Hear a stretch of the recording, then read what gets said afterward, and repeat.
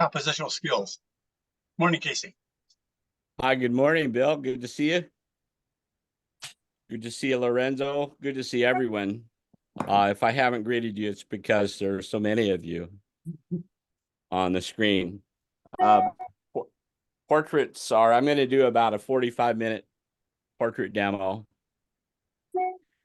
And portraiture is arguably the most important genre. If still life and landscape are lesser genres, if they were, and you wanted to have a hierarchy of genres, portraiture is very high, and perhaps the highest because what's the most famous painting in the world? The Mona Lisa. Hot on the heels of the Mona Lisa is the girl with the pearl earring. Now, does the girl with the pearl earring really look like the sitter? I'm asking you. You cut out for a second. Does the girl with the pearl earring really look like the sitter? Who knows? Who knows? Yeah, we don't know. You wouldn't know, and it turns out she's a tranny, which means that it's an invented person. It's not a real person. What about the Mona Lisa, La Gioconda? Does it really look like her? We don't know because we don't have a photograph of her, which would be impossible, wouldn't it? So likeness is not high on my order of the portrait, and although it has an importance, which I'll talk about. But now, as some of you know, I did a series of 100 self-portraits, and one of the things that I limited myself to, had a number of self-limiting factors. One of them was never to use a photograph. And I wound up using 2 photographs that I took out of the 100. But one very important one was, don't worry about the likeness. Well, I kind of know what I look like anyway. And when I did these 100 self-portraits, I forgot about likeness. I didn't worry about it. And after a while, I started seeing my likeness because it just comes. And so I would offer you one way of approaching the portrait is to don't look at the likeness as your critical thing. Now, there is a certain amount of life and spirit that comes into a painting when you do achieve a likeness. And I would say if you're making a portrait for a commission, that a likeness has some merit. But in general portraiture, I want you to forget about that. Now, am I sounding okay? Can you hear me fine? Yes. Okay, sometimes I might cut out, let me know. Now, I'm not a Picasso man, I'm a Matisse person, but Picasso had some really good stories.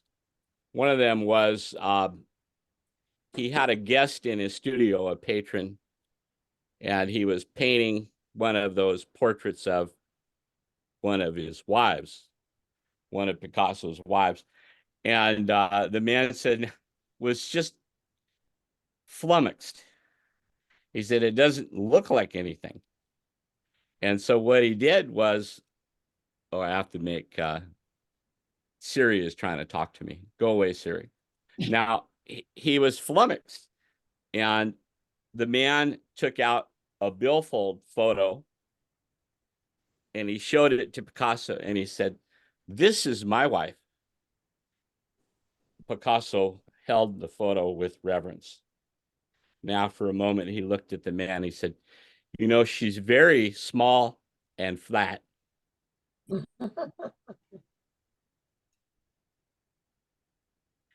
It's just a picture. A portrait is a picture. By the way, so a portrait, if it's not necessarily a likeness, it is the artist's response to his sitter. That's my definition of a portrait. Another time, Picasso had a woman he's doing the portrait of, and she said, I don't look like this. Picasso said, "You will." What did he mean? I'm asking you. What did "you will"? What does that mean? Anyone? You know, at first I thought he was trying to say, you know, eventually you'll see the likeness. But really what it meant was Picasso is so famous that anything he paints in the future, this is going to be the identity of that person. So your painting stands alone. It has its own authority, and I mean every one of you. You're all Picasso. You're all as important as Picasso to me. There is a Bill Hack shaped hole in the universe, in the art universe, that only Bill Hack can fulfill. There's a Linda Evans hole in the art world that only Linda Evans can fulfill. And so your art is as important as Picasso, surely. No one ever told me I couldn't be as good as Picasso, so I'm running with that. Now, I had a really wonderful Zoom session yesterday with a model who is out of Rome, Italy. Her name is Mariangela Imbernia. And I think I'm going to, oh, by the way, go ahead. Now I'm going to share my telephone, just a moment. If I freeze, that's because we're switching over to this share telephone. So give me just a moment. Can you still hear me though? Yeah. Janice, can you mute everybody? We're getting some back feed. Would everybody please mute if you're not talking? If I mute everyone, then Casey gets muted. Yeah, you can mute everyone and I'll unmute myself. Can you see my telephone? Yes. Okay, now, I wonder if we can spotlight both, Let's see. Janice. So. Or, I mean, it's okay if everyone can already see it. I can No, see I it. think it's okay. I don't think one spotlights that. I think it's just visible. Okay, you can see my telephone. And what I want to do is I want to show you around my studio and the drawings that I did of Mariangela yesterday during our 2-hour Zoom. And then I want you to choose which one I redraw. So I'm going to work from one of these source works, but I want to take a vote of the of all present, which one I'm going to do, because I don't foresee what I'm going to paint before I paint it. But I don't choose it. I don't plan it. And I want you guys to, I mean, I choose it at the time. I want you to see it. So I did those two. Can you see them? Yes. Okay, I did that one. That one's on the top of my Facebook. That one. Let's see this one. These two are, and let's see. Oops, I did this one. And this one. Okay. And is that all of them? Yes, it is. So make a choice. Call out choices. The one on the right, the blonde with the With orange. the red, Yeah. with the Yeah. red coat. Okay. Yes. Yeah. Mhm. Okay. The Not profile. that one. Profile. Not that one. You want me to Profile. do someone wants me to do the profile on that one. Yes. Okay. Yes, Okay. Now this one is the most data. I like Okay, that so- one. You like the last one with the data? Yeah. Okay. Well, now, Janice, what do you think the here, I'm gonna put this back. What do you think the consensus is? Let me see if I can see the votes in chat if we have. Oh, I didn't put mine in chat. I've got everybody a different idea. Let's see. First one with the red coat profile. Number 4, the blonde with the red coat, profile. Looks like profile. Okay, I like the profile. Now I'm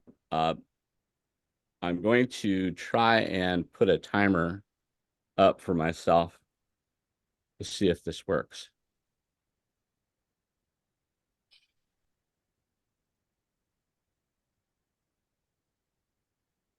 Okay, now I wonder if I've lost my own.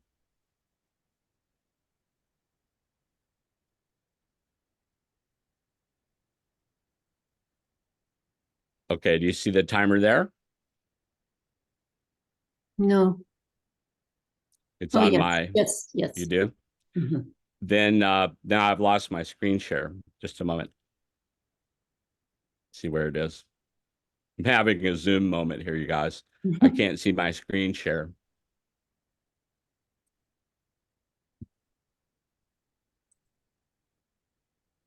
All I'm seeing is your camera. Is that right? Yeah, I went away. When I hit the timer, I went away. Just a moment. You can check. Okay, I see myself. What I don't see is my screen Got it. share. You see it though. We see your screen share with the camera, the blank sheet of. I blank. got it now. Okay, I got it. I had to play with, I have actually 4 Zoom windows open. Okay, so here it is, and you want me to do this profile. Okay. Lovely. Now, one of the things about this profile is that let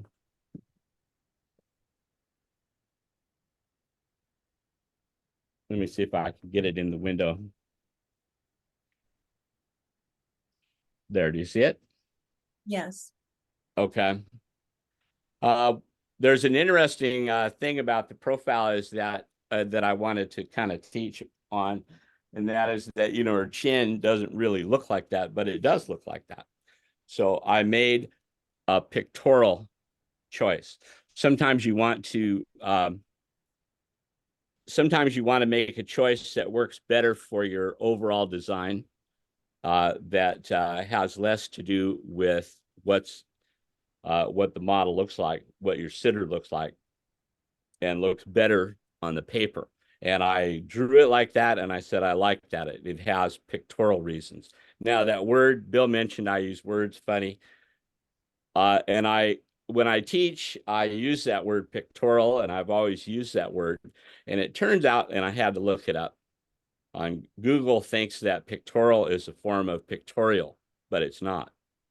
Pictorial has a narrative quality to it, but pictorial means serving the picture. And it's an archaic use of that word.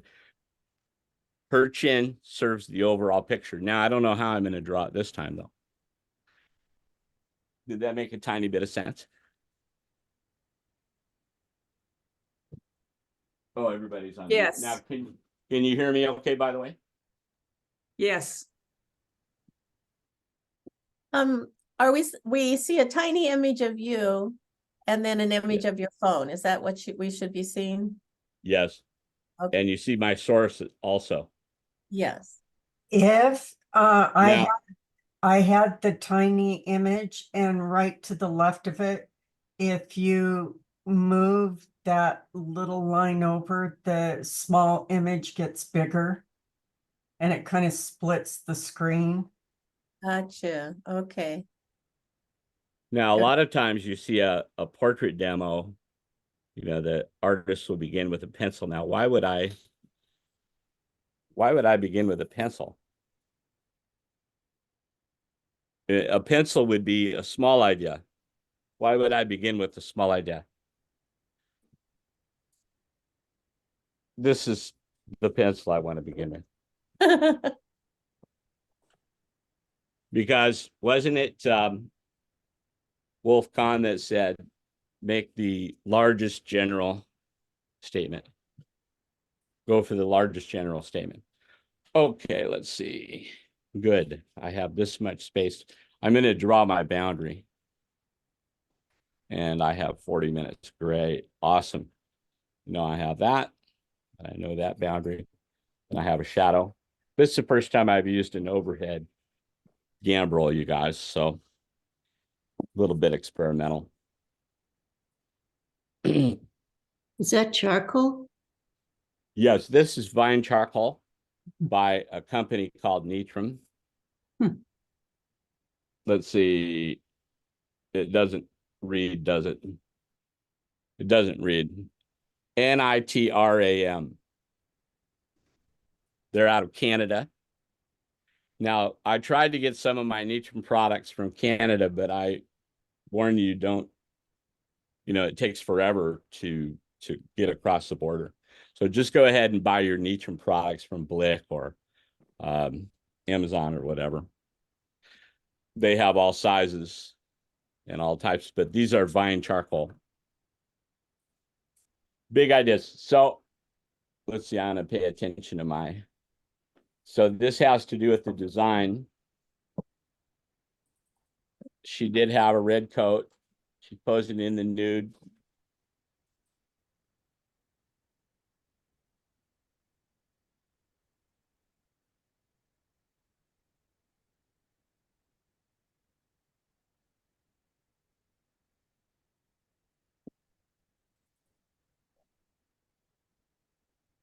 It took me about, oh, by the way, one of the great things about working, same thing with plein air. When you work out on plein air, you go out to paint a landscape, you think you have to capture that landscape in one quick go.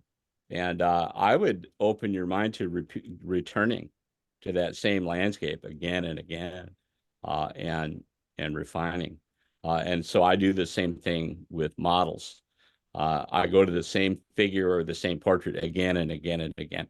So I've worked with this Rome, Italy model. She's a very professional model.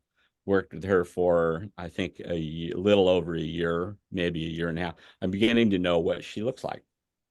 And I noticed this year she has a Roman nose, which just thrills me.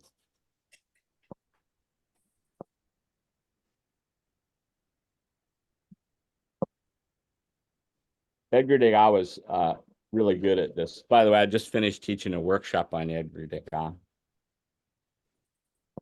Oh, I'm starting this Gambrel method of demoing because I'm going to make a workshop that my students can buy that's in the can. In other words, it'll have e-booklets, teaching, videos, video demos such as this one, and it'll be, at a price point, something like $45 or so. And then they do it at their own pace. So I'm trying to design this system where I do that. And at the same time, I'll also have a resident workshop where you can go online, go on Facebook, and I interact with you back and forth. So two different tracks of this workshop. And the one I'm working on right now is portrait. So that's my plug for my future e-booklet and video workshops.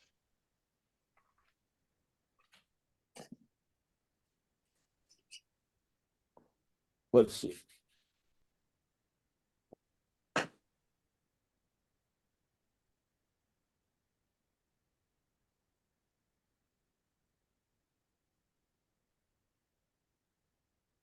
Now, it's time to forget your source. I don't stay with the source very long. We have a because I question. find- Please go ahead. Donna Stevens wants to know what kind of paper. Oh, yeah, thank you.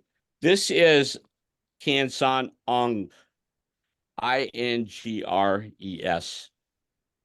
Now, everyone's familiar with Canson, Mi-Tients. And Mi-Tients, not always the most satisfactory. It's artist grade, but almost a student grade, if you will. And the thing about Mi-Tients comes in a lot of colors, but it is 60% high buffered cellulose, which is wood product, and 40% cotton. Okay, this is the cure. This is the opposite of that, and it's a level up. Canson, of course, has a lot of rag paper. This is 60% cotton and 40% high buffered cellulose. So in other words, it's the reverse formula from meeting, and it's just lovely. Has a really lovely hand. And a very high quality artist grade paper that responds quite well. Well, I don't need my source anymore. For one thing, I remember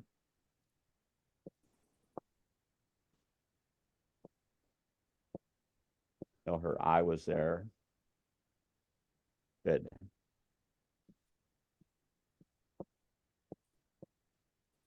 She makes her she has very heavy eyelids, and she makes her eyebrows go away. And I kind of don't like eyebrows anyway. I know it's important for a likeness, and certain things are important about the eyebrow.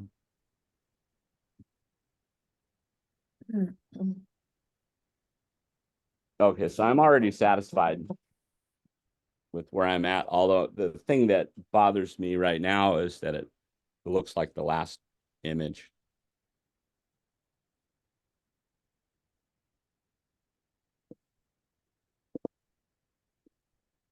Good to know your proportions. Then fold them up, put them in your back pocket, and forget about them.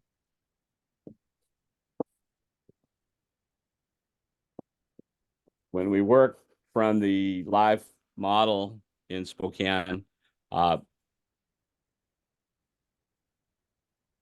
first guy that pulls out a caliper or starts measuring loses. So we try and we have this, I don't know what it is. It's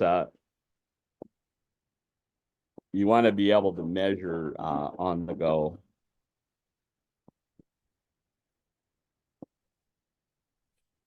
Now she had that wonderful red coat. She was posing. What I like about Mariangela, she has nude, semi-nude, and costumes. And so she has a wonderful array of costumes. This is this is what's left of a giant Sennelier. You know how Sennelier has giant sticks. This is the ultramarine blue. By the way, this is a turquoise, so that's a good adjunct.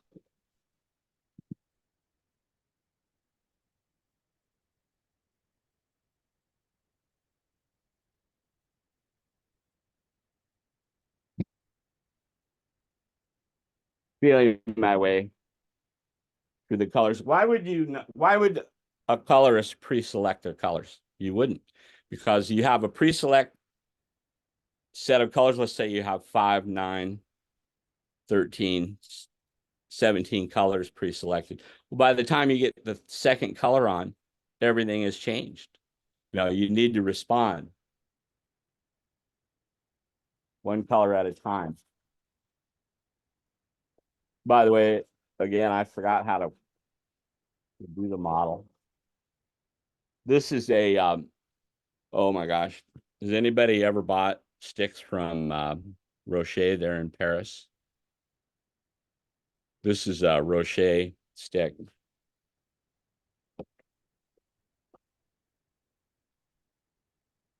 This is also a Rocher. These are semi-hard Rochers. These aren't their soft sticks. These are semi-hard, large. This is a 100-year-old pastel, 115-year-old pastel, or whatever. Same thing. Like she had a lot of white, light color reflecting on her skin. Suzanne Okay. Leslie says she loves Rocher. Hi, Suzanne. I didn't hear her. Thanks for saying hi. Hello. You just finished my workshop on Degas. Yes, it was lots of fun. Yeah, I had fun in it. Degas has these, I love the way he would shorthand the chin, mouth, and nose area on a model. When you look at Degas' later works, critics say, "Oh, he couldn't see anymore." When his colors got really strong, it's because he couldn't see. I don't believe that, not for a minute. I think he had a memory of color that I think he forgot more about color than most people will ever learn. Oh, so Sennelier also makes these, let's see if I can get this on screen.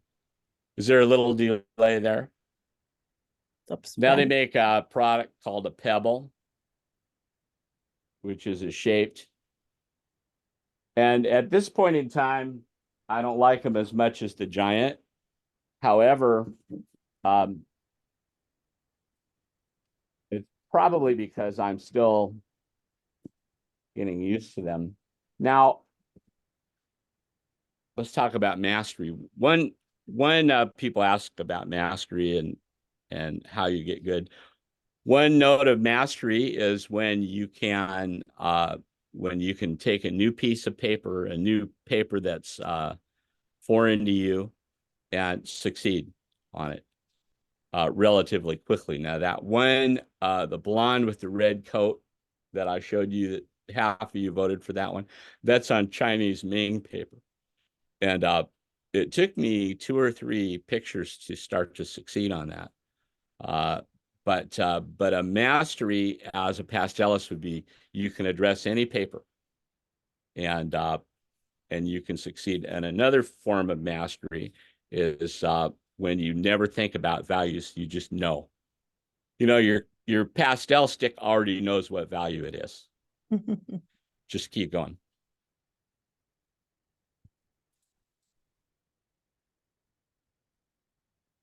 Now I have a black. The black that's on here right now is charcoal, so I'm gonna use a black scenario. I won't be satisfied. She had red lipstick. I like when a model wears makeup because I can see their face.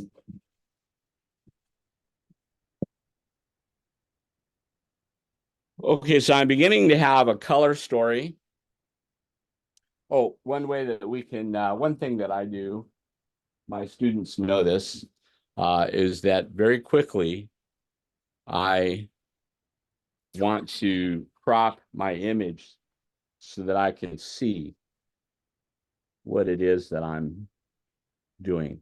So I use white artist tape or black artist tape or black, but never blue. Now, why don't I use blue painter's tape? Anyone? Because it's blue.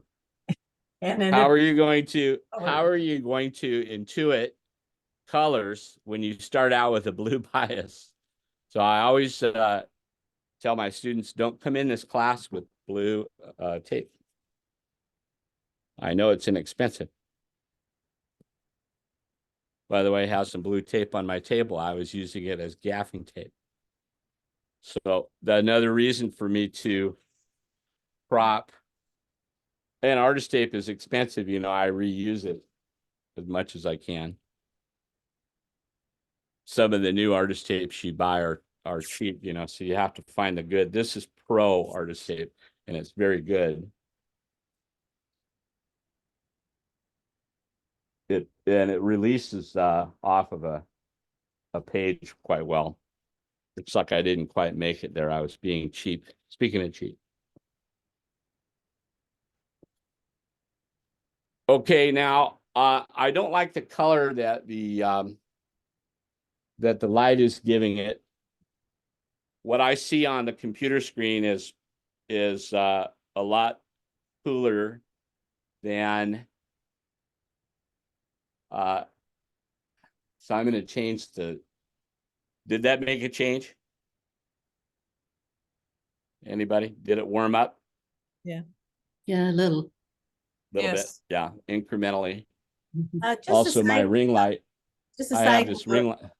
If people Sorry. have a answer or a comment, go ahead and just shout it out. It's easier than putting it in the chat, because by the time I read the chat, he's moved on, and then the question isn't really Well, relevant. it looks like I'm done early too. I'm about 25 minutes into what was meant to be 45 minutes. But I just want to look at, and this is a dialogue. You're welcome to shout out your question, like Janice says. I just want to see if I like this part. It doesn't matter. Sometimes when there's a part that bothers you, I want you to preserve that part because it has a lot of power.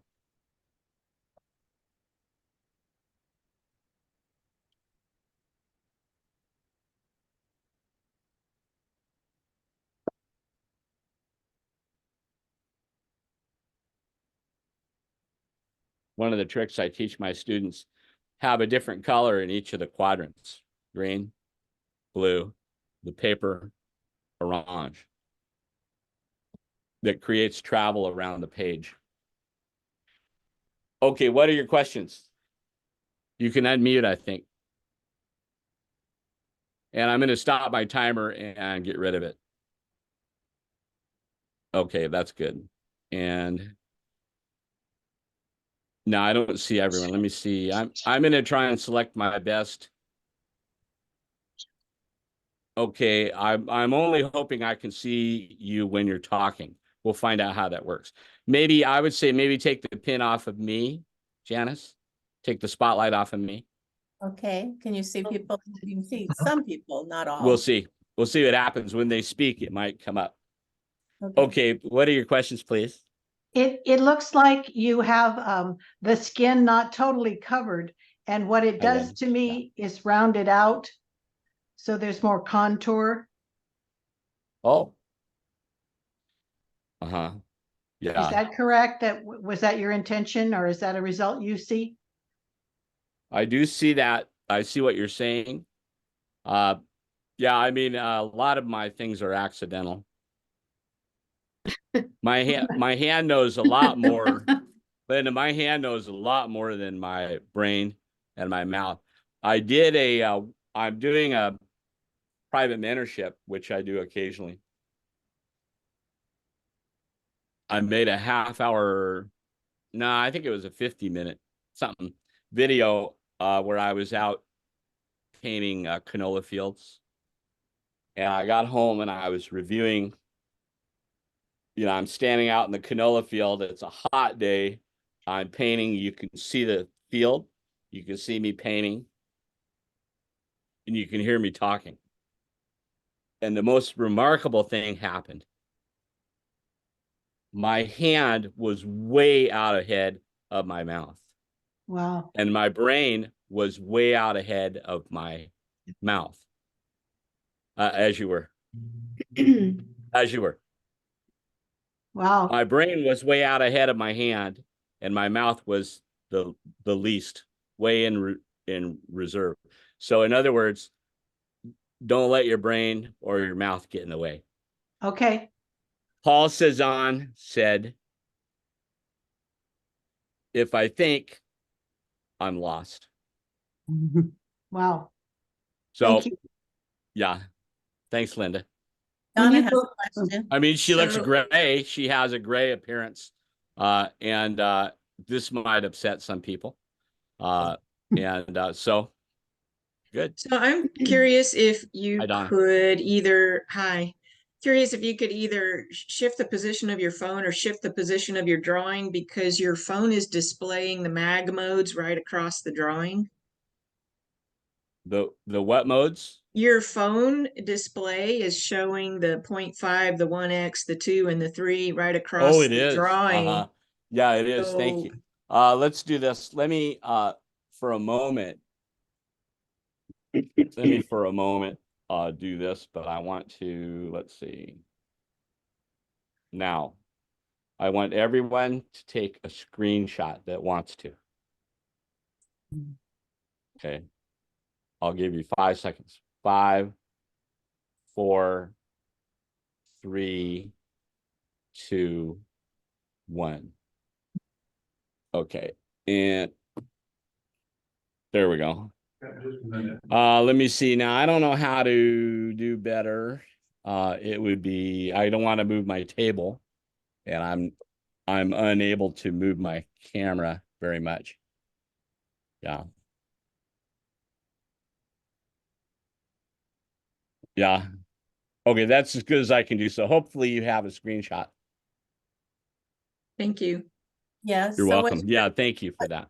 Was your purpose there to show us that that those areas of interest showed up on the third areas of, I noticed her lips and her eyes, and Is they it showed Janice? up. Yes, this is Janice speaking. Yeah, I just noticed they showed up in those golden mean areas, Oh, uh-huh. which is interesting. Was that your intention? Well, the golden mean, let's look at the golden mean. No, I don't have any intention. Mhm. I don't really know what I'm doing, Janice, because I discovered even more this year that my mind and my mouth know a lot less than my hand. So I've been drawing for 64 years. Where's my tool? I have a caliper tool. Okay, where did I put it? Okay, it doesn't matter. I'll use this. This is my my maul.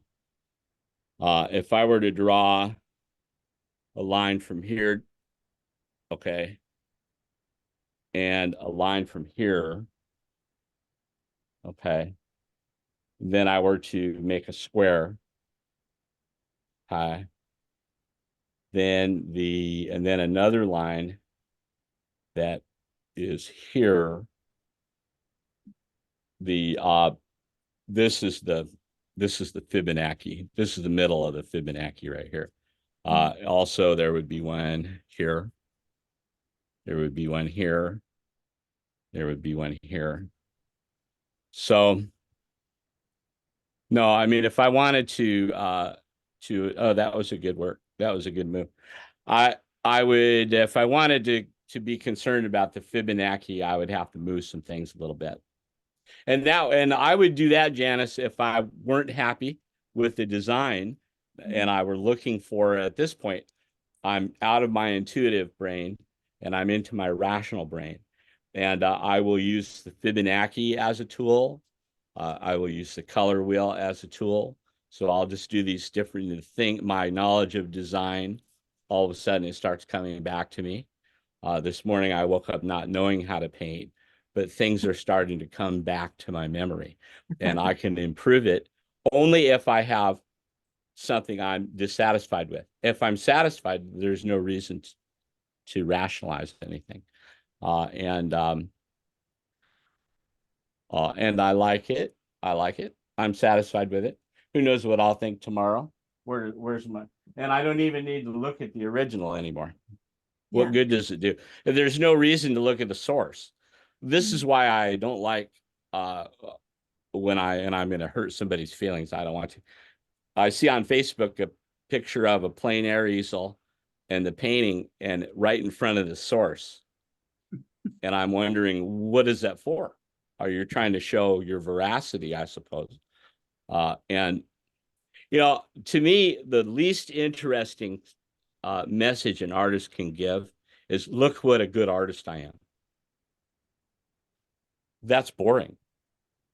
The most interesting thing an artist can do is, here is my idea. Here are my expressions. You got some content. And anyway, I hope that made a little bit of sense. Totally. You like the position, Janice, and I appreciate that. I do. But it didn't, but in looking at the one way to do it, here's the easiest way to do a Fibonacci, you guys. Could you please describe Fibonacci? Yeah, the golden mean is 1 to 1.62. Right. So you want to get used to drawing that rectangle from memory. Okay, then I make a square out of part of it. Okay, that's the square, if you will, and this is the remainder.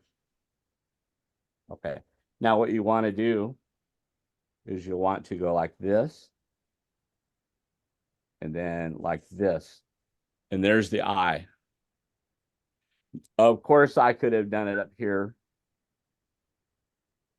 and there's the eye, or center of interest in a in a golden mean. And the Fibonacci spiral goes, let's see, goes like this.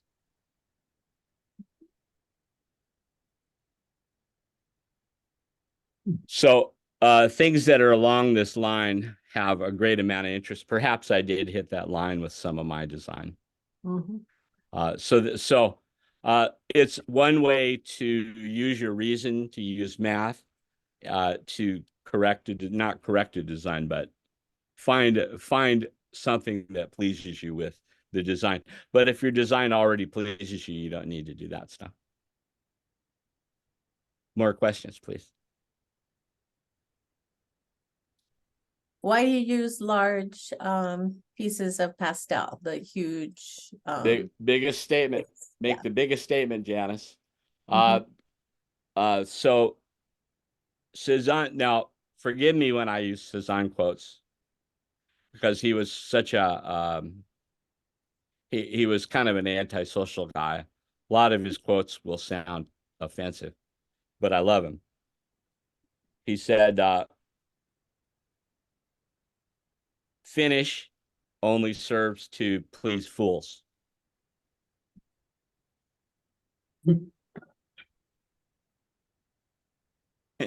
He had quite a chore cut out for him, you know. He had to change the world. And so he had to be kind of mean about it. And he did change the visual world. You know, from Cezanne came Matisse and Picasso. Yeah. See, when you go for a revised painting, are you thinking, I want to change, are you thinking changing up the colors, or are you just thinking I'm going to make this better drawing? Oh, this from the last time? Yeah. I wanted to just, the first thing I thought of was I don't want to use that same color. And the first color I grabbed was ultramarine blue. And my students know why I grabbed that color first. And then everything fell from that color. And it certainly isn't her red coat. It's a different color. So yeah, difference. Because art is about creativity. That's why I don't pre-select my colors. Where's the creativity in that? Where would the surprise come from if I had all pre-selected colors? Now I'm getting this questions from the same people, and I think we have 35 people here. So different questions, please. I mean, more different people, please.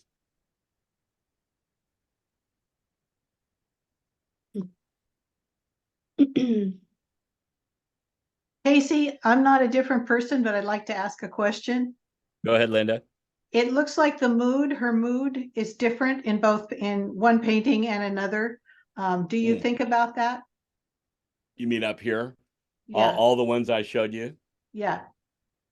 I don't think about her mood. I think about the mood of the painting. Okay.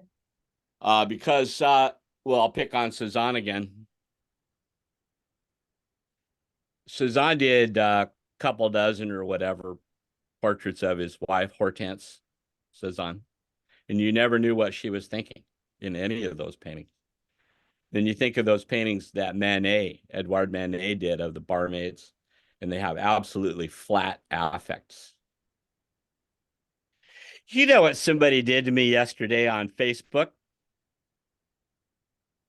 What? A person that's not my friend and who's never asked a question before or never made a comment on Facebook came on and she said, all of these pictures I see that you do of this model, meaning Mariangela, the Rome model, she looks sad and despondent. And I thought to myself, well, I know she's probably tired all the time because it's 2 a.m. in Rome. She's projecting Zoom all over the world. It's her business. But then I thought, and I didn't answer her in this way, but I thought, ever since the 1870s, artists have become unconcerned with the feeling, the emotion, the look, the narrative of the sitter. It's the narrative, the mood, not the narrative. It's the mood of the whole painting, mood of the colors, the pictorial mood. It's not the person. If I were an illustrator, I would have their mouth open. They would be talking. They'd stick their tongue out. They would have a supercilious look to their eyebrows. They would look angry or surprised. Those are illustrative thoughts. My thought is the overall paintings, because when the modern era came along, when Manet painted those barmaids, you couldn't tell what they were thinking. I'm afraid narrative left, it went out the door. So I thought to ask her, and by the way, I love pushback from the public. I just absolutely love it, because I don't want to be praised all the time. But I did think to say to her, you know, have you looked at much art lately? Casey, Did Linda, it make any sense, you guys? Was that, or am I being mean? That makes sense. Casey, could you repeat ahead. the Cézanne quote, please? Which one, Susan? I've used three now. The one of them that he said was, "If I think I'm lost." Okay. Another one he said, and I didn't get it quite. Let me get it right. He said,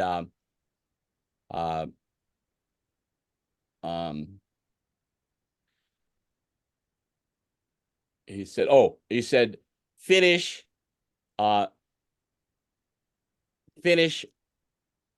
is only, well, I'm not going to get it correctly. Anyway, it's in French.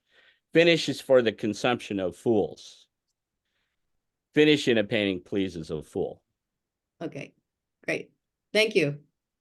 Elsewhere, he said, I am the primitive of the style I have created. So, and he did. He created modernism. So, thanks for asking.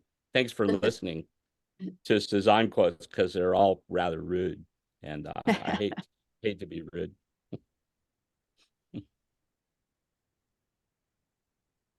I have a question, and I'm not sure I can express it in the way I want to, but I'll try.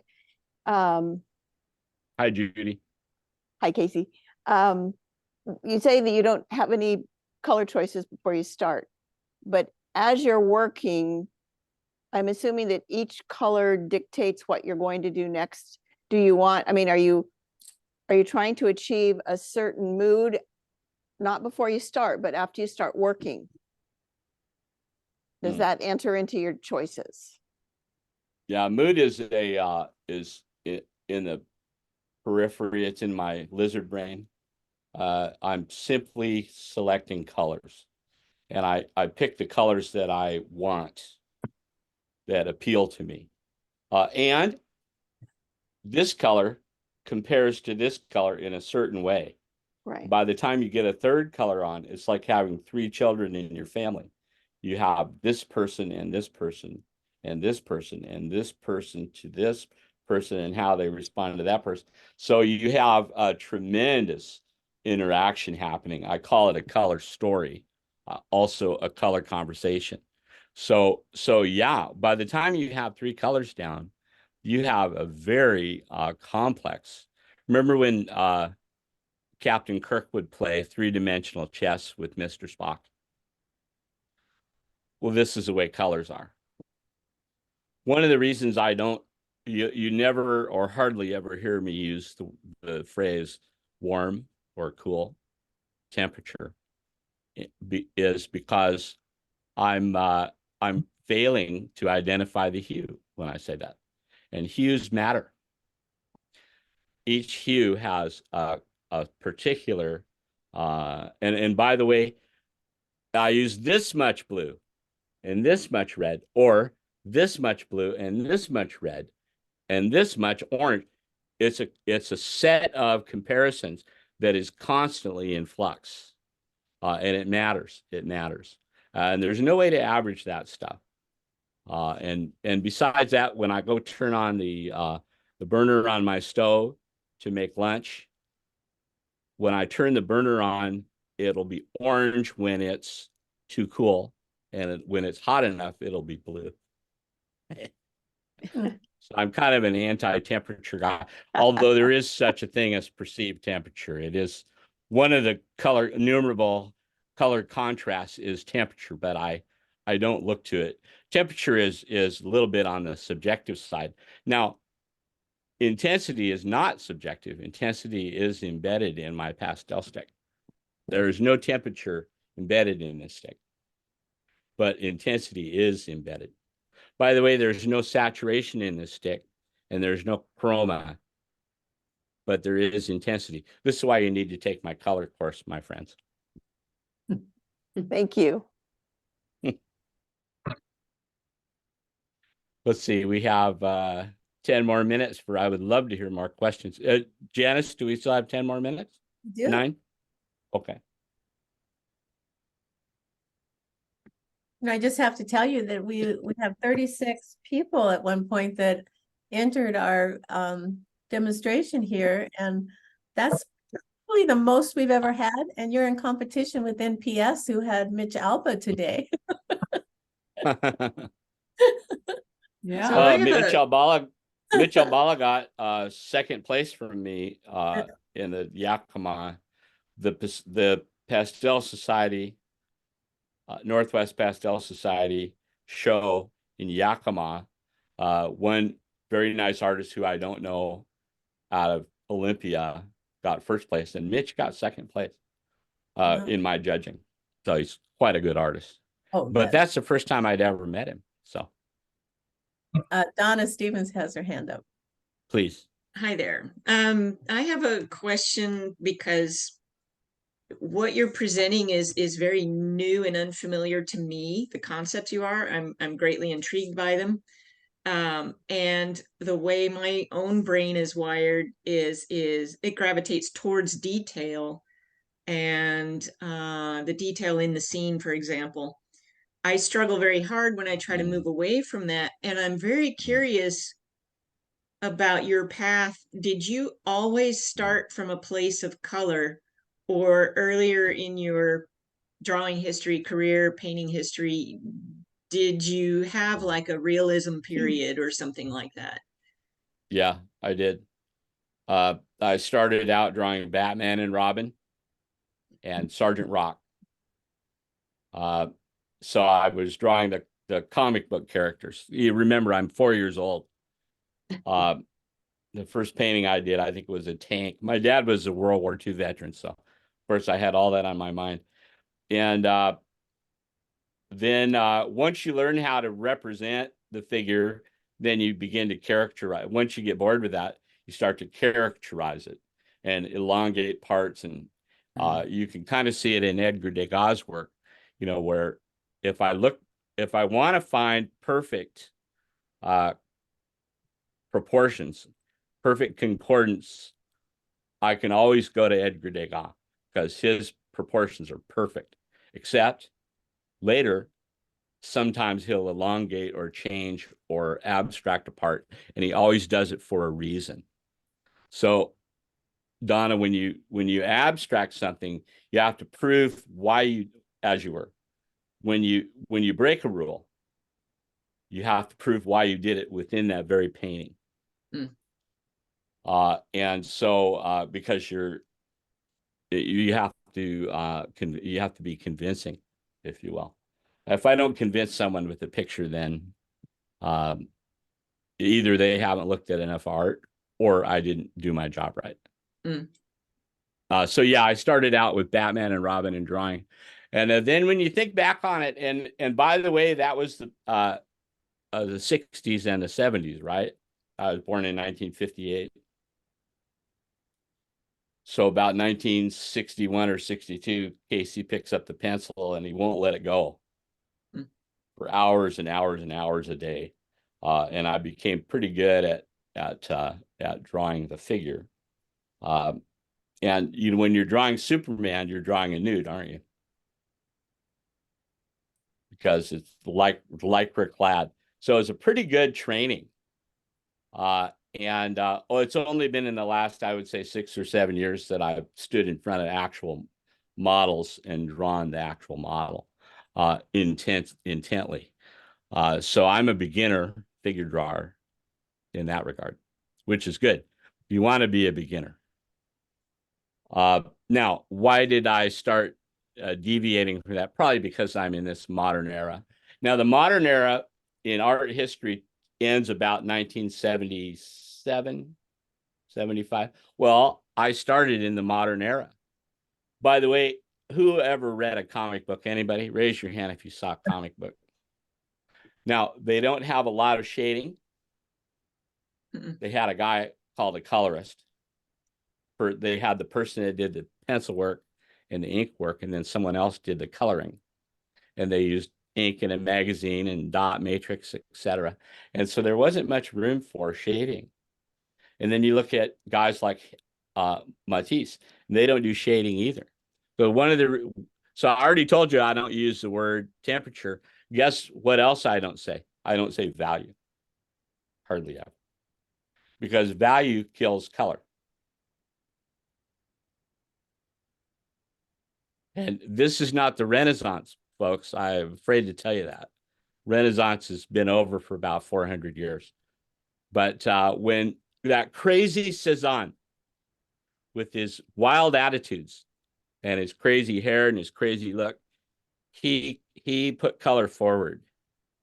And so when he put color forward, he became interested in hue and intensity and a little bit less interested in value. Now, of course, you look at my art, you can see the values look okay.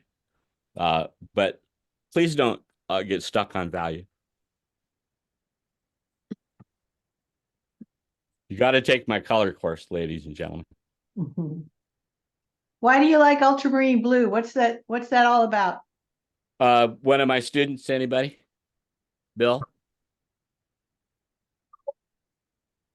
Lorenzo? Why do I like ultramarine blue?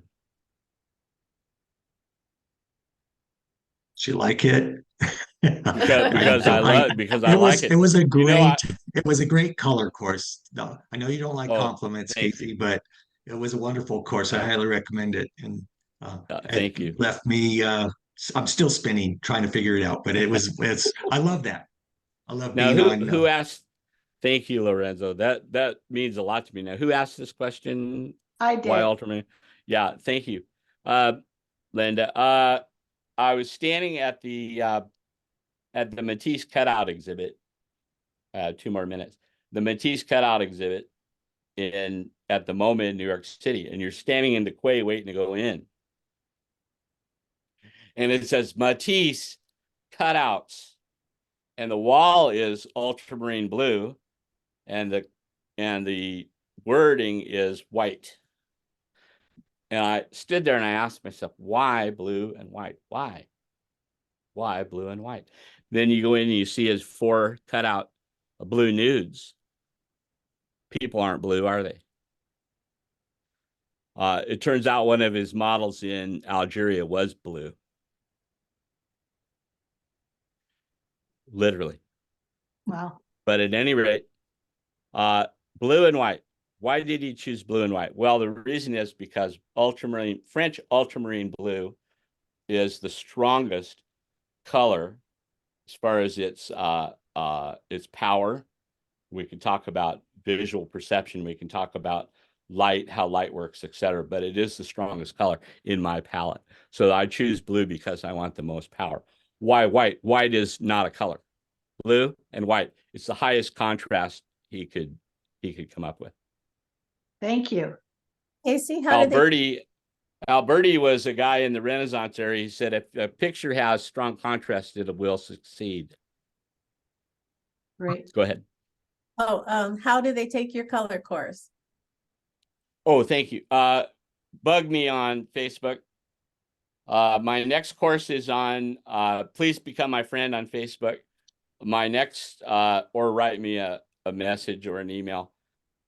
My next course is on the portrait, but because it's Christmas and because I'm developing it, I'm going to have one that you don't attend. You do it at your own speed.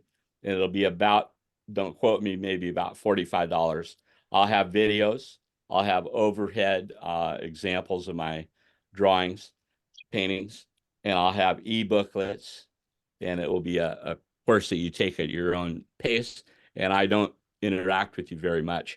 And then I have the traditional, what is now a traditional course on Zoom.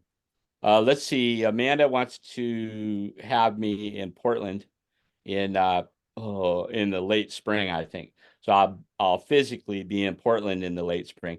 In June, I'll be at Dakota in Mount Vernon with a 3-day course with a figure. So, and I don't know what I'll be doing at Amanda's. I don't know the subject yet, probably landscape. Thank you. Great. Thank you so much, Casey. This has been absolutely amazing. We're getting lots of positive comments coming in. John Sherry says this has been absolutely fascinating. This discussion, Casey, and demo reminds me of the movie The Beautiful Troublemaker for some reason. Thank you for this. Who said that? John Sherry. Oh, bless you. Everyone, see The Beautiful Troublemaker. It's 4.5 hours long. The artist doesn't touch the paper until the 60-minute mark. There's very little dialogue and it's in French. His model is fully nude for hours on end on the movie, and a movie in French with no dialogue, where he fusses with his charcoal for a half hour, gets full 10 stars on what are the raters? IMDb. What's the other one?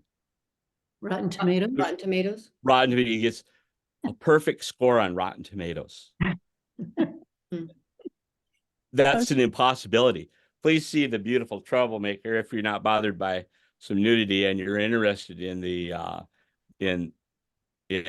this guy's art process. It's fantastic. So More comments coming in. Linda Body says, I have been accused of being a colorist many times, but thought it was a denigration. Thank you for making me feel good about it. John Sherry again, it's been an experience. Linda Evans, wow, good trouble. Thanks. Sharon. Thank you. And take a screenshot bring up your chat and take a screenshot and send it to me. Okay, I'll do that. Sharon Swiniard says, Okay. I love how you think out of the box. Lorenzo says, thank you, Casey. You're an inspiration. And that is absolutely true. Thank you so much. And Thanks, I hope you guys. you will stick Thank you. around because we do have prizes at the end of our meeting, but you have to be present. Casey, really, it's been an experience and I really appreciate you being here today. And check you. out his Facebook site for his classes and information about him. So Yeah, now my son wants me to take him to town, and he calls it a Christmas present just to go to town today. So I'm out the door. Thank you for your kind attention. Thanks for inviting me. Thank you, Casey. Thanks. Bye-bye. Bye-bye. Bye. Bye. Bye. Bye-bye. Okay. All right. Don't go away, folks. We have the rest of our annual meeting. And we actually have big prizes, 3 at the end of the meeting. And Susan Gorey is collecting names and putting them in a basket to be drawn at the end. So at this time, I'm going to share screen and I have a slide presentation if I can get there, just to keep me on track. Let's see if I can do this. Go away. I don't want you. Let's see.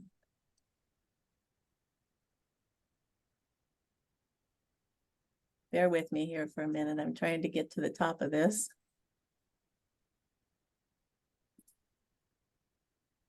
There we go. Can you all see that? Yes. Yeah. Okay, so it's our agenda. We had our introduction and demonstration. So I wanted to do a President's Annual Report for 2023. Then we have the announcement of our 2024 newly elected and appointed board members. Then our treasurer report, our membership report, exhibition and workshops, calendar of events, and prizes. So that didn't work. Let's see if I go this way. Where's our next page? Okay. All right, so sorry for the blank screen, but I'm just gonna talk this one. Thank you all for attending. This will be my last official meeting as your president after 4.5 years. I'm retiring. And I want to thank you all for being here. This has been a really productive year for PAO. Our board meets on a regular basis with several goal setting sessions that are led by Donna Stevens, our first vice president. She keeps us on track to achieve our goals. And there's a lot of work that goes on in PAO behind the scenes. And in order to streamline our working process and communications between our board members and chairs, we have set up a Google Workspace for nonprofits. It took us a while to get this done, and we were able to get a free Google Workspace where we store all of our documents, agendas, meeting minutes, membership rosters, financial budgets, emails, contracts, and prospectuses for our exhibitions. This also helps us with our transition and succession planning so that when the new board members take offices, everything is in one place. So that's been a really important behind the scenes job. Our 2023 members online exhibition received 245 images, with 87 images juried into 2 categories: established and emerging artists, with over $3,000 in cash and material awards. One of our goals has been to give back to our members our funds so that we don't just collect the funds, we like to give them back. So many organizations get contributions for their awards, and we don't get contributions in terms of cash awards. That comes right out of our pockets. So we like to give them back to our members.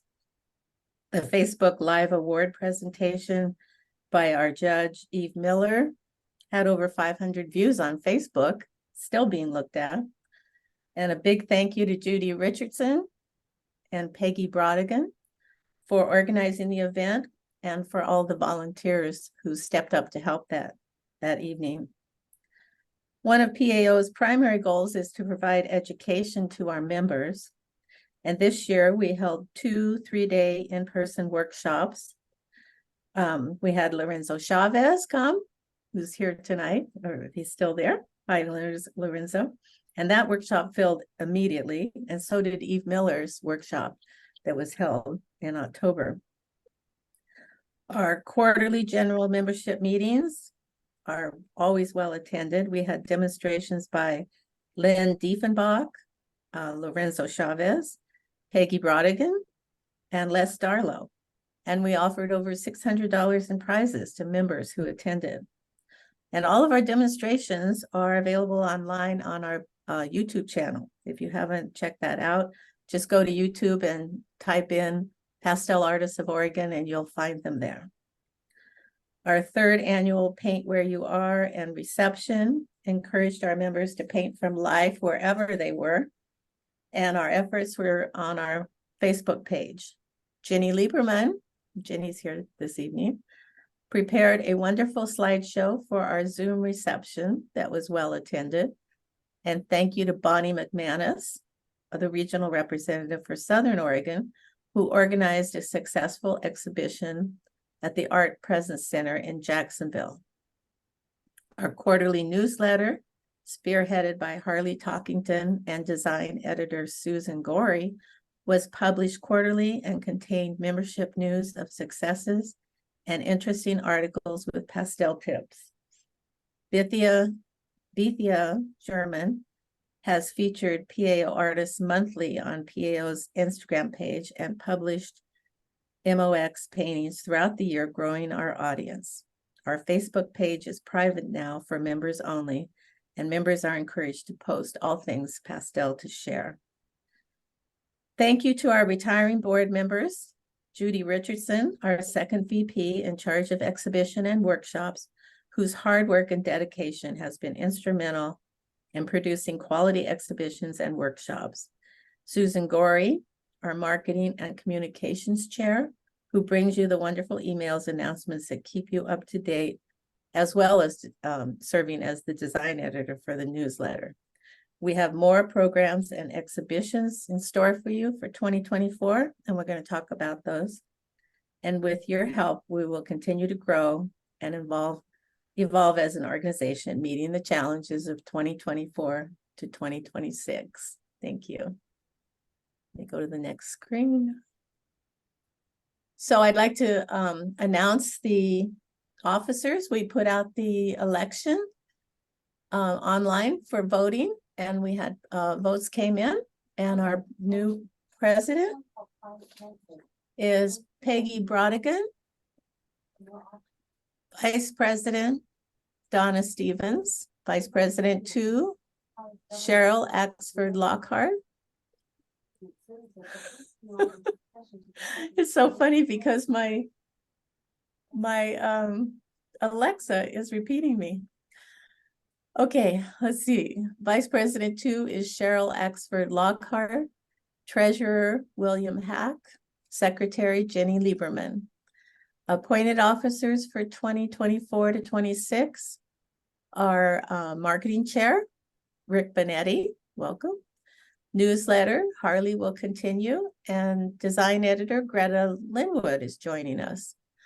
Education Chair is Suzanne Leslie, and we still have open positions for Assistant Membership Roster, Volunteer Coordinator, Regional Reps for Central and Southern Oregon Area A. That would be the Roseburg area. So if you're interested in any of those positions, contact Donna Stevens, our VP. Here's our treasury report. William, Bill, do you want to go ahead and go over this? Let's very quick summary. As you can see, between reserves and cash on hand, we have $27,797.22 as resources. In January, I'll present sort of a summary financial statement, and as if needed, we'll have a reserve or revised budget for next year presented. This past year, we put $10,000 into 2 CDs, and one of those will be maturing in January. So we'll roll that one over, and I'll present to the board what their options are for rolling it over in early January. And then, because we have new board members and we are going to be changing our address for the post office box, I have to report both of those things to state and federal agencies, and that'll be done between January and April. There's 3 different things we have to fill out. That's sort of a summary. Thank you, Bill. Does anybody have any questions for Bill?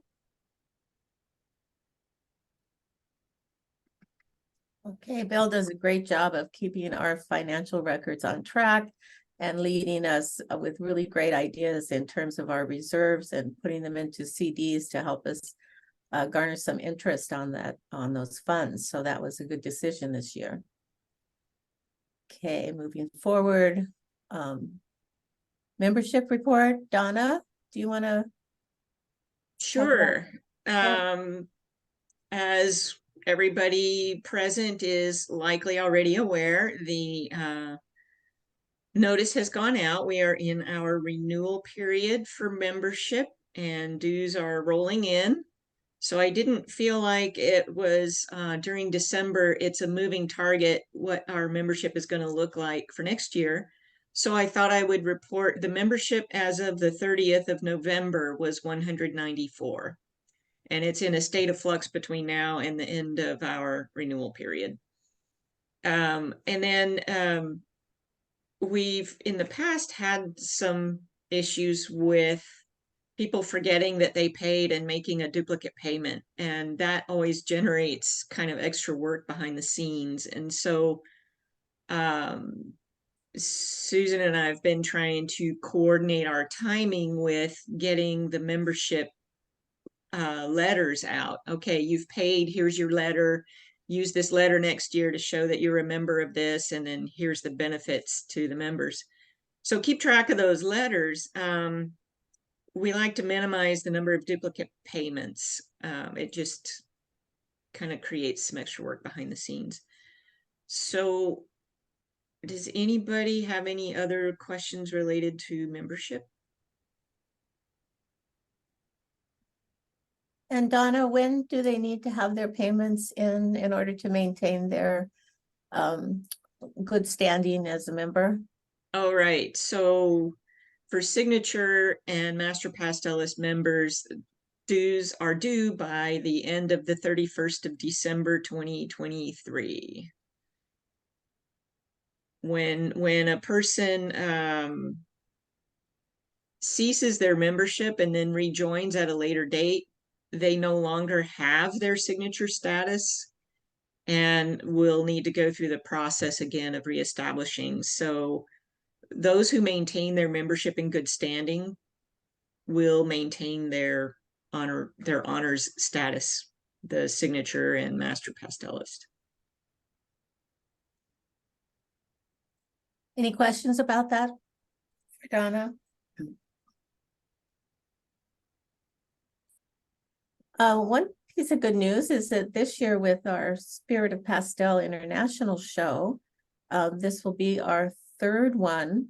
So since our inception, so this gives many members who joined when we started the opportunity to gain their signature membership and their master pastelist once they've had earned their honors. And signature membership is earned after being accepted into PAO's Spirit of Pastel Juried International Exhibition 3 different years. So a lot of members will be up for that this year after our international show, and the Master Pastelist designation is earned after receiving an award in 3 different Spirit of Pastel Juried International Exhibitions.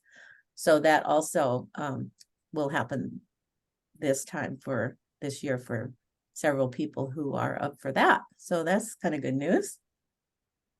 And if you have any questions about that, feel free to email Donna if you have questions about where you're standing with that. Does that make sense? Okay. So that leads us to exhibitions. Judy, you want to talk about that? As Janice mentioned, our 2024 Spirit of Pastel, our 3rd biennial, is going to be opening for submissions on March 1st. They'll close April 24th. And Tony Lane will be our juror of acceptance and judge of awards. And it will be an online exhibition this time.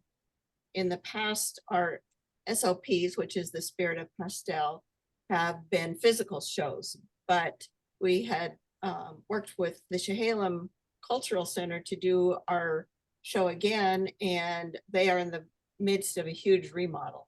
So they won't have a place to exhibit our paintings this year, but we're going to work with them again for a 2026 exhibition. A couple of other things coming up there too. But anyway, there will be a live awards reception on May 18th. The live portion will, or the live portion will be at Central Art Supply from 4:30 to 5:30. And we will do another live Facebook broadcast of that event. And I want to thank Peggy Bradigam and Cheryl Lockhart because they will be in charge of this exhibition. I'll be turning over the reins at the end of the month, and they are excellent. It's going to be a great transition. Thank you, you two. It's going to be fun. Let's see. In October, Art and Soul Gallery Ashland is going to have. We're going to feature our PAO signature and master pastelist artists. So look for some. I will be coordinating that one. Look for some communications if you're a signature or master pastelist. We will be restricted to the number of paintings we have, and Kathy, the owner, and I are still working on that. So we won't be able to have every single person who is a master pastelist or a signature pastelist, but we will figure out how to get the numbers of paintings that we can for that. And it will be exhibited October 2nd through October 30th, and there will be a First Friday reception. It'd probably be the 4th or the 5th. I don't have my calendar in front of me, but, and the first Friday, events are always well attended in Ashland. I think last month they had 300 people at their first Friday event. So it's Wow. a good deal. Anyhow, if you have any questions, let me know about that. And questions for the 2024 SOP can go to Peggy or to Cheryl, who will be the exhibition chair. And thank you, you too. I can't say thank you enough to all of the people who have stepped up to be volunteers. Rewarding, time-consuming, fun, exhilarating job. And thank you. Yes. Speaking of that, would any of the new officers like to say a couple of words? Peggy, I didn't give you a chance after announcing the new board members. Peggy, would you like to say anything? Well, I gotta unmute first. Here I am. Yeah, briefly, trying to make this briefly. I did write a few notes this time.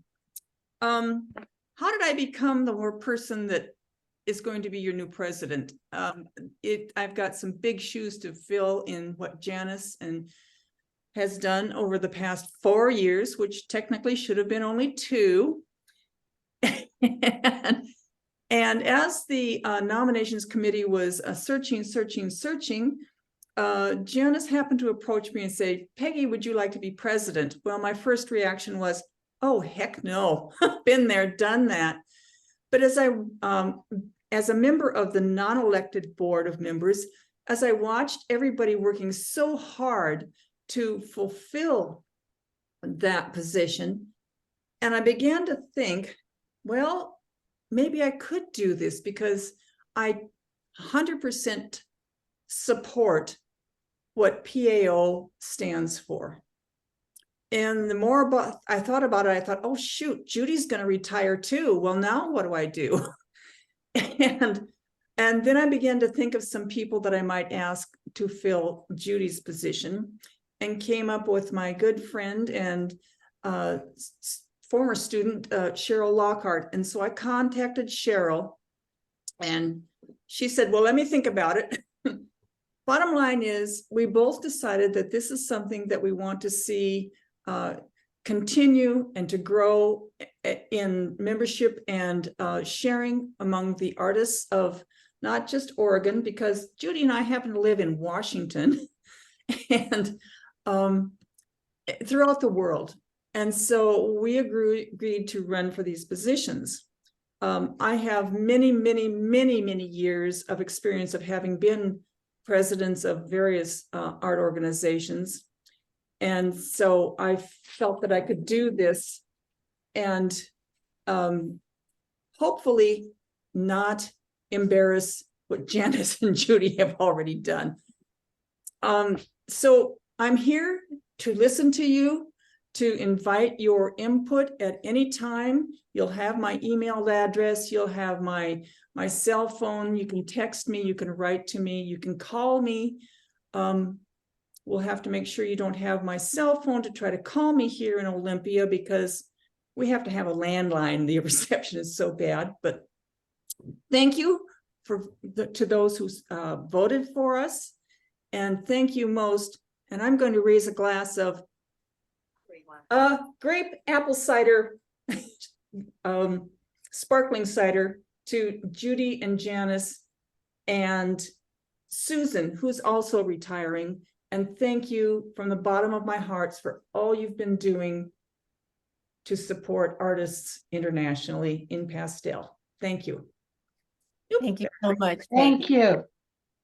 Well said, and so happy you're coming on board. And I have great hopes for everything that you just said, and I know that you're going to do a great job. Except for Google Workshop, whatever. Yeah, Janice and I went around that a few times. Any other newly elected officers or appointed officers have anything they would like to say? I just would like to say it's going to be a great privilege working with all of you. And yeah, I look forward to meeting people in person And yeah, thank you for this opportunity. And that's Cheryl speaking. And yes, Cheryl and I do plan, we both like to travel. So we do plan on visiting the various regions in Oregon. So we can meet people personally. That Just would be a win. yes. Thank you. Anyone else want to say anything? I would, Janice. I would just like to say that I'm retiring, but I'm feeling really grateful that I'm leaving my positions to people like Rick Bonetti and Greta Linwood, who I know are going to be they're really skilled and able to take on these roles and provide new and exciting marketing and newsletter approaches. Thank you, Susan. I agree with you. Yes, they have a lot of experience and are going to be great. Anyone else want to say anything? Can I would like to thank Janice and Judy and Susan for their contributions to the organization. And I've enjoyed working with all three of you. And I hope that you're not disappearing too far away from us as you transition out of your roles. We look forward to continuing to interact with you in our events coming up. And I want to say that I've learned a lot from this process of being a part of this team. Different things from each one of you. And it's been a wonderful growing experience as an individual, as well as from where I sit looking at the organization as a whole. So thank you for your efforts. I've enjoyed working with you. Thank you, Donna. And I'll be here in the background cheering everybody on. And I'm a resource person for Peggy or anybody that needs help on the board for anything. So I'm definitely not disappearing. And I'm also planning to work on some projects. I'll be coordinating the workshop for Tony O'Lane that'll be happening in May 17th, 18th, and 19th here in Medford. And also working on the education grants to offer youth programs for pastel. And I know Judy's planning to be there, right, Judy? Not disappearing, just fading off into the sunset a little bit. And Anyone else? Go ahead, Judy. I'm sorry. Didn't mean to interrupt. For stepping in, and Suzanne Leslie too. I'm probably leaving somebody out, but it's gratifying to know that all the hard work that we have put in the last 4 years is going to be continued in such skilled and passionate artist hands. Thank you. Absolutely. Okay. I'm going to move on then to our 2024 calendar. And this will also be up on our website. So if you don't screen save this, you can find it on our website. It's there now already. February 1st we'll be opening registration for the Tony O'Lane workshop. And that's May 16th, 17th, and 18th. It will open on the PAO website, and we'll open it to members first. And members do get a discount for that workshop. So you'll want to sign up early for that as soon as it opens. And February 3rd is our next Saturday general membership meeting with Laura Pollock. And she's doing a demonstration on ancient structures. If you've seen some of her work on Facebook, she has some beautiful landscapes that she does on some of the more renowned landscapes that she calls ancient structures. So that'll be really interesting. March 1st, open submissions for our 2024 Spirit of Pastel online exhibition, and that'll be on Show Submit. The deadline for submissions will be April 24th. These are tentative dates, but that's what we're expecting. So you can go ahead and put that on your calendar. May 11th, Saturday, is our general membership meeting. And Mark Ivan Cole will be the demonstrator. By the way, I want to credit Suzanne Leslie with setting up all of the demonstrations for 2024. She has already done that as education coordinator. So thank you, Suzanne. Welcome. May 16th, 17th, and 18th is the Tony Lane 3-day workshop at Central Art Supply. I'm sure that'll be filling up fast. So put it on your calendar and look toward registration February 1st. May 18th, Saturday, 4:30 to 5:30, we'll do the reception and award presentation. It'll be in person in Medford, but also Facebook Live at Central Art Supply in Medford. July 1st will be the call for submissions for the PAO Signature and Master Pastelist show that Judy just spoke about at Art and Soul Gallery in Ashland, Oregon. And I think she mentioned that we'll be trying to set up carpooling and arrangements for people to get their work to that show, preferably without having to ship. But I think if you want to ship, that'll be available as well. Is that right, Judy? Am I speaking out of turn? That's right.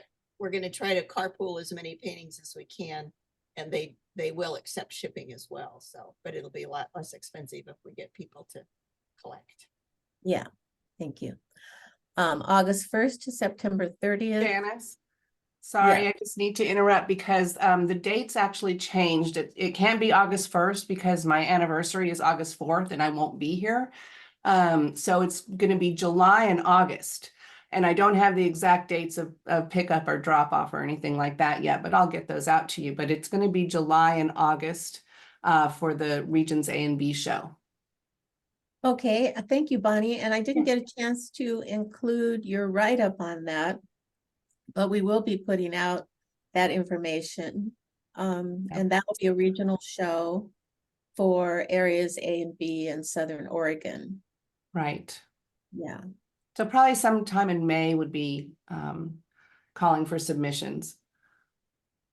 Okay, so we can update the calendar on the website when we have all that information. Okay. Anything else you want to say about that? Well, we just decided to go with Art du Jour because we can have a full 2 months and it'll be a small fee, $5 or $10, depending on how many paintings you want in it. There will still be a People's Choice Award. And yeah, that's about it. We just get to have longer. Yeah, and that's a great opportunity because that encompasses two third Fridays, right? Yes. Public's invited. Yes. Okay, September 8th through the 15th. Oh, this is Paint Where You Are, our event of painting from life. And that'll be, the painting days will be September 8th through the 15th. And the reception will be Sunday, September 22nd from 1 to 2. September 7th, Saturday 1 to 3, general membership meeting. Hillary Couture will be our demonstrator. We tried to mix up landscape with portraiture with, a variety of demonstrators. So I think that the offering is going to be great. October 2nd to October 30th is the PAO Signature and Master Pastelist show at Art and Soul Gallery. December 7th, Saturday 1 to 3 is our general membership meeting with Corey Goulet, demonstrator. That's interesting. Why do I have December 9th? This last one, December 9th, is incorrect. That's this year. So I need to delete that. So in 2024, it'll be December 7th with Corey Goulet as our demonstrator. Any questions about the events or any changes or edits that I need to be aware of? Janice? Yes. For Paint Where You Are, since some of our members in far eastern time zones, farther east from here, might like to participate, I think 1 p.m. here is something like 10 p.m. When we start getting over to the European continent, and we do have some members over there. At least one of them has expressed to me an interest in earlier times in the day so that she can attend. So I would propose consideration of a morning time slot for the reception for Paint Where You Are, especially because we have members across the US and in Europe. Thank you, Donna. I think the reason that we wound up picking that was because it was a Sunday and a lot of people go to church in the morning. Okay, maybe we can talk about that in a future meeting. And I agree with you, Donna. We can talk in another meeting about that exact day and timing. Okay. Yeah, there's time to reschedule that. Maybe look at a different day. Okay, good point. That's important that we include everybody in different time zones. This is just a little slide on the Tony Elaine in-person workshop. Mark your calendars, May 16th, 17th, and 18th. And registration will be February 1st. He's going to be amazing. He's a really fun guy. I don't know if you've ever watched any of his demonstrations, but he's remarkable, and he's very quick with his demonstrations, and they're very fresh and lively, and he's very personable. So, drum roll, please. I'm going to stop share. Our first prize that the drawing is going to be for a $50 gift certificate to Dakota Pastels. The second one is a $75 gift certificate, and the third one is $100. So we'll start with the $50, and maybe you can buy some of those giant sticks of pastel that that you saw Casey using. Okay, let's see. Susan Gorey has been collecting names. So I've got Linda Evans. Oh, Linda, yay. Linda Evans. Is that for real? That's Yeah. for the $50. Thank you. Okay. Okay, number 2. Jeff Staniford. Wow.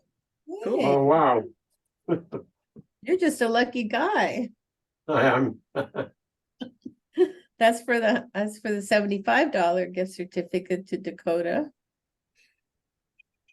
And Kathy Johnson, or it's Kathleen Johnson, I think, for the $100.